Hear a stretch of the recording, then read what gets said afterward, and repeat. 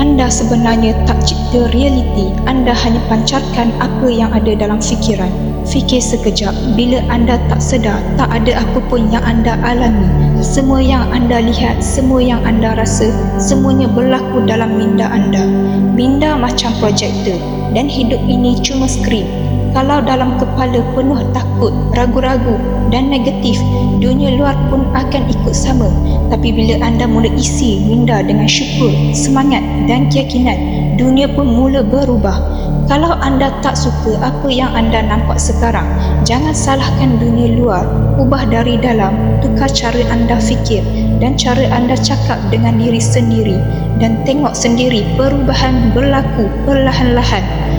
Bila anda ubah apa yang ada dalam minda, dunia pun mula bergerak ikut cara anda. Jika anda suka personal growth content, silakan subscribe channel ini.